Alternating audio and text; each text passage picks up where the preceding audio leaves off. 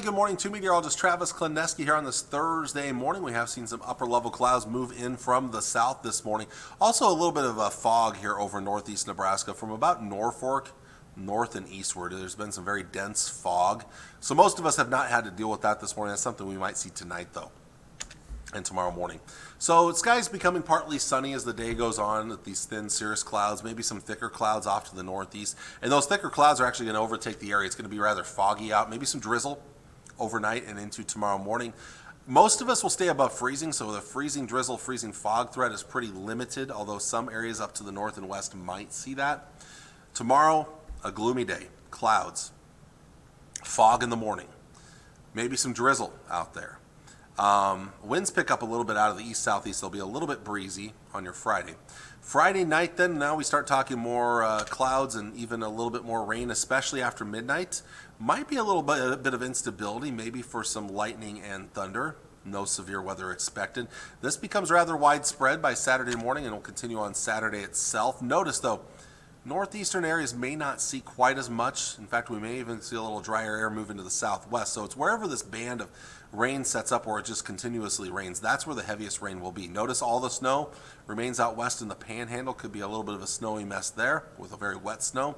But for us, it's just going to be rain. It'll be too warm for snow. I want to look at a couple other long-range models before we get too far along here. Here's the European model. And again, here comes the rain. And this one just right in the middle of the viewing area brings most of the rain. This continues into Sunday before wrapping up late Sunday or Sunday night. So it should be all gone by Monday. And then beyond that, we're looking at pretty quiet weather until maybe Wednesday night or Thursday as our next chance of moisture moves in, rain and maybe some snow. We'll see how that plays out for the end of next week. It's a long ways out yet though. Here's the GFS model. Here comes that rain Friday night into Saturday morning. This one has the heavier rain just a little farther south than or actually it's a little farther north than the European model does. But a pretty good soaking on the way, continues into Sunday, but the rain does start to lighten up late in the day Sunday. This holds on to the rain a little bit longer though into Sunday night. But by Monday morning it's mostly done. Then we'll see some dry weather through Wednesday before the next chances of rain move in for Wednesday night into Thursday, and maybe some snow tries to mix in here. We'll see how that goes in the long range part of the forecast. One more model. I want to show you the North American model. This will take us through, I believe, Saturday at noon or Saturday evening.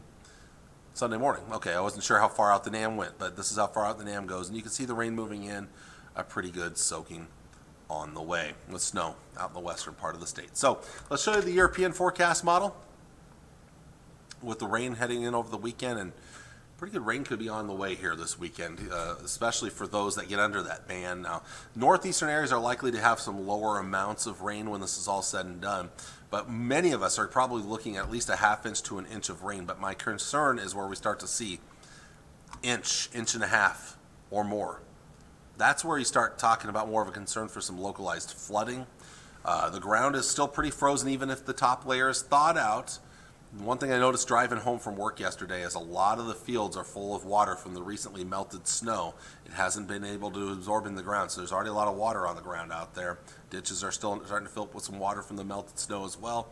There still is a lot of ice on the rivers out there. Driving over the Platte River, the ice in the river is very high itself anyway.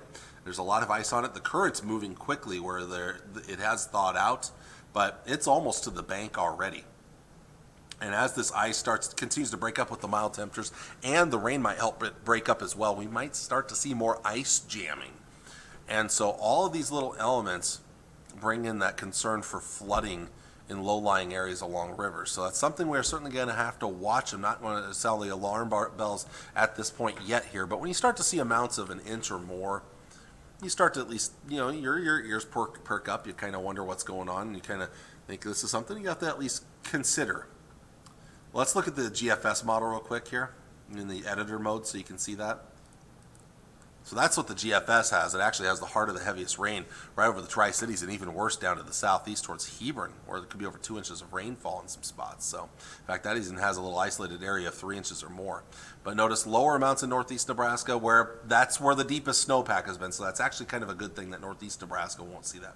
Southwest areas may not see as much either here. So it's kind of interesting how those two models look. Shoot, you know what? I'm going to go back in editor mode real quick. Let's go. I think I have enough info or enough time to show you the NAM, the North American model. So let's dig into that here. Although the North American model is not going to go out all the way through this event. I believe it only goes out through Sunday morning. But at least through, yeah. So it goes through Sunday at noon, which covers most of the event, and that gives you a good idea. This one is a little farther southwest as well with the heavier rain, but again, a widespread ½ inch to an inch of rain, and then there will be some spots over an inch of rain with this system. So we are going to have to keep an eye on that flood threat across the region here as we go through the weekend ahead. It is going to be a very soggy weekend out there. Highs today, while cooler than yesterday, can't complain about 50s and low 60s. Now, low clouds and fog will keep things a bit cooler over northeast Nebraska, where highs will probably stay in the 40s there. Tonight, mostly 30s, maybe some lower 40s for overnight lows. There's going to be foggy conditions out there, so if it does get a little foggy, maybe some freezing fog in the north and west. Tomorrow, back to the 40s and 50s, so despite a lot of clouds around, still not a bad day temperature-wise out there. Tomorrow night, we stay very mild with the rain moving in. The thick clouds are going to keep things. It's a warmer air mass, too, so we're not looking at cold air with this system here. So lows upper 30s and 40s for most of us, even near 50 in Smith Center, Kansas. Highs on Saturday, again, a blend of 40s and 50s, mid to upper 40s, lower 50s. So again, not terribly cold as it begins to really get going. That rain does. So no threats of frozen precipitation. Let's check out that long-range forecast. So here comes that rain moving in on Saturday or late Friday night and into Saturday. And this is going to continue into your Sunday before wrapping up either late Sunday or Sunday night. After that, dry weather Monday, Tuesday, Wednesday. And temperatures start to come back up a little bit. After Wednesday, some of those next moisture chances come in, so temperatures will come back down a little bit as we look towards the end of next week. Well, I want to thank you all for watching on this Thursday morning. I'll see you all again on Friday with all of the latest, and we'll see what Punxsutawney Phil thinks when it comes to the rest of our winter and how that might play out. All right, have a good day, and we'll talk to you all later. Bye.